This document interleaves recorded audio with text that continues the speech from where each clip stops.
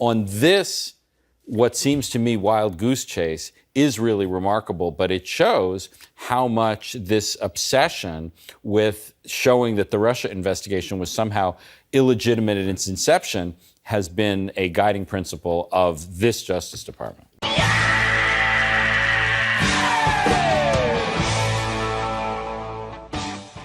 James Comey, Brennan, and Clapper have said to themselves, which one of us is going to pay the Barr bill? The Barr bill is coming due. That the core of this conspiracy began with John Brennan and ends with John Brennan in London and D.C. and the Democratic National Committee. This is very serious business, and for the first time, I now believe that some of these guys are going to go to prison. But this whole idea that the president's going to demand investigations of the investigators, demand investigations of his political enemies, it's, not the dystopic future anymore. We're living through it. Big news yesterday. U.S. Attorney John Durham expanding the scope of his probe into alleged surveillance on the 2016 Trump campaign and now looking into a wider timeline up to when Robert Mueller was named special counsel. It's really bad news for people like Mr. Brennan, who was the director of the CIA. I think Mr. Clapper also has something to answer for. The fact that he's expanding the probe means there's something real there. Attorney General William Barr's probe into the origins of the 2016 Russia investigation is now expanded into a criminal probe. Multiple sources now telling Fox News that Attorney General Bill Barr's investigation into how and why the FBI started looking at President Trump's campaign has become a criminal probe. A key passage from the New York Times quoting, "The move gives the prosecutor running it, John H. Durham, the power to subpoena witness testimony and..." It also allows him to impanel a grand jury and charge suspects with crimes. Dr. Clapper, as the man who, was there and oversaw the launch of the Russia investigation, what do you make of this? Well, actually, I'm very curious, since presumably I guess I'm one of those under investigation. And you just heard about this? Yes, I just read the clip on about 20 minutes ago. Do you have any idea, what they might think may rise to the level of a criminal offense? No, I don't. That's obviously an item of great interest to me. What is it that any of us did that would rise to the level of a criminal infraction? Well, and I just don't know. I can tell you what the theory has been is that there is this Ms. Food character who is who works in a university in Italy, and the theory has been that somehow the deep state, people in the CIA, planted with him the idea that the Russians were helping Trump. Ms. Food told it to various campaign officials, George Papadopoulos among others. It got back to the FBI, and that's what launched the investigation. So the claim is that the deep state started this investigation. There's no evidence, as far as I'm aware, to support that hypothesis. There's no evidence to support that hypothesis. It is clearly, it is at this point just a right-wing fantasy. It is at this point just a right-wing fantasy. Director, the FBI interviewed Joseph Mifsud on February 10th, 2017. In that interview, Mr. Mifsud lied. You point this out on page 193, volume 1. Mifsud denied. Mifsud also falsely stated.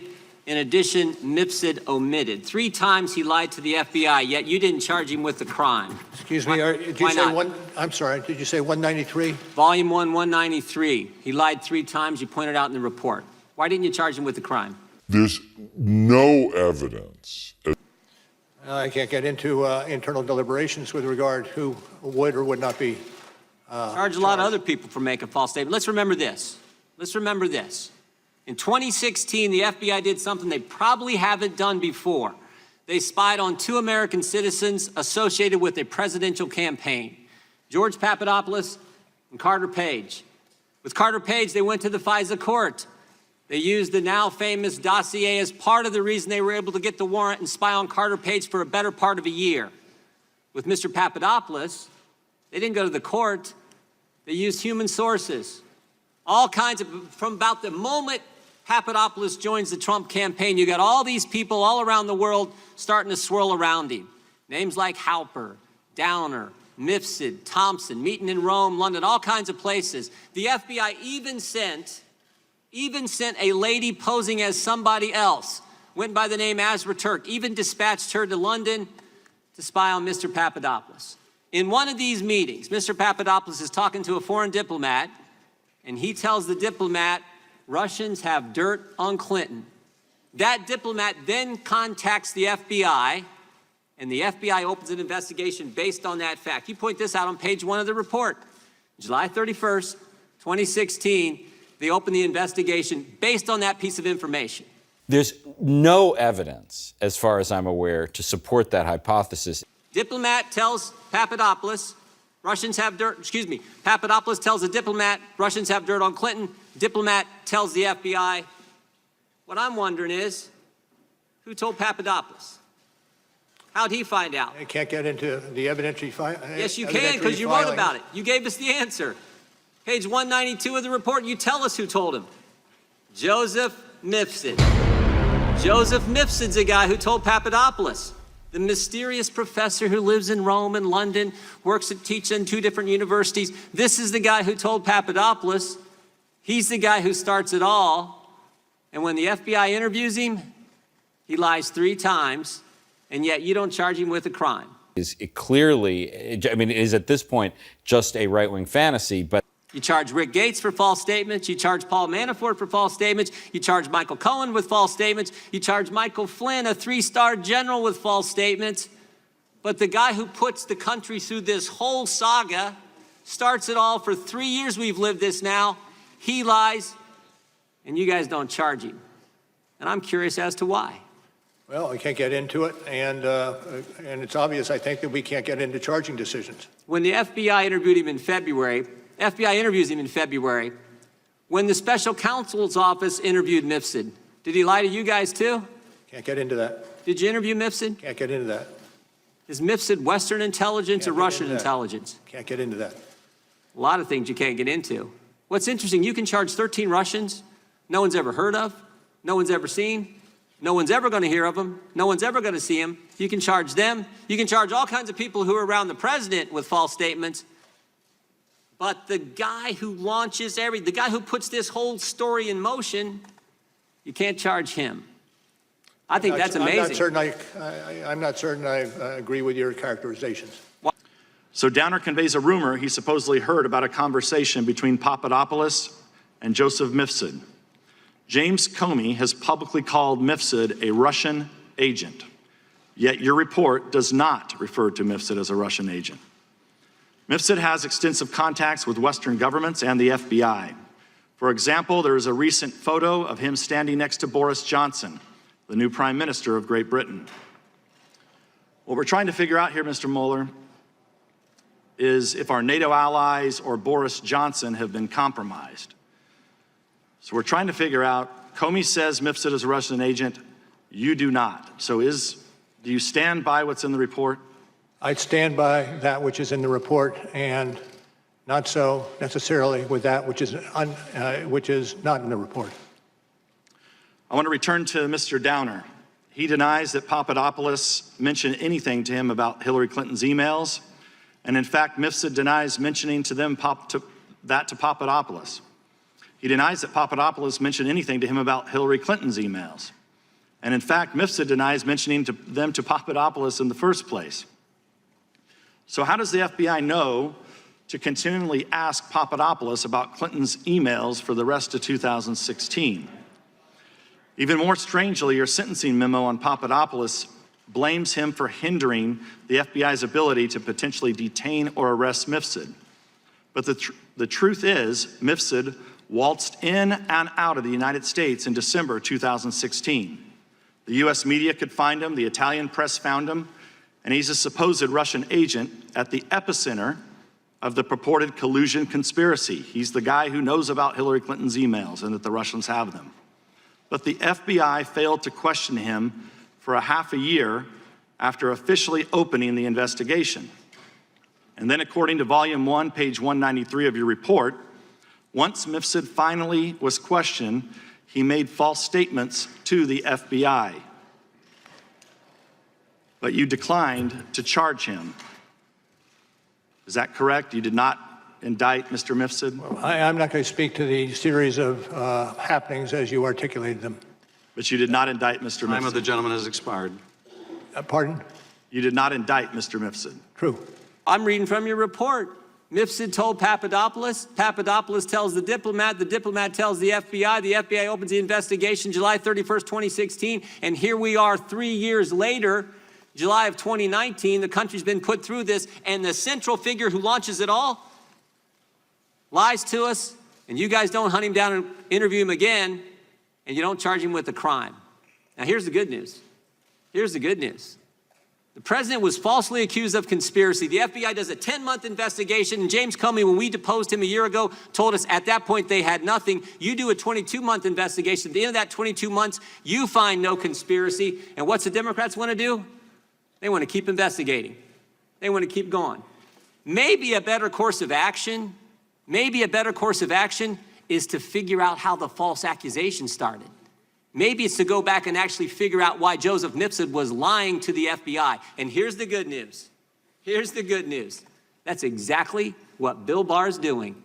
And thank goodness for that. That's exactly what the Attorney General and John Durham are doing. They're going to find out why we went through this three-year saga and get to the bottom of it. Time of the gentleman has expired.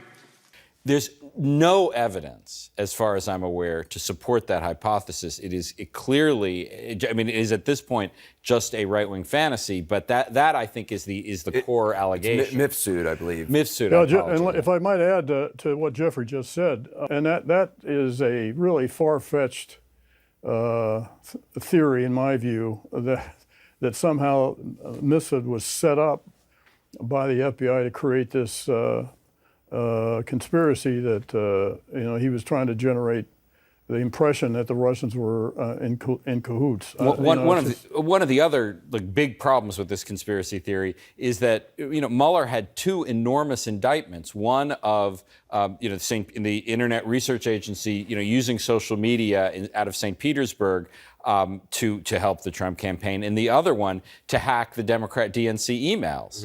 Mm-hmm. Those are, they haven't been proved because the defendants haven't shown up in court, but those have nothing to do with Mifsud. How do you say his name? Mifsud, or any of that. So this has never made any sense to me. Jeff, I interviewed Mr. Mifsud's lawyer the other day, Stefan Rowe, and he told me, and he also provided some deposition evidence to both Congress and myself, that his client was being directed, had long worked with Western intelligence, and he was being directed specifically, he was asked to connect George Papadopoulos to Russia, meaning it was an operation, some form of an intelligence operation. That was the lawyer's own words for this.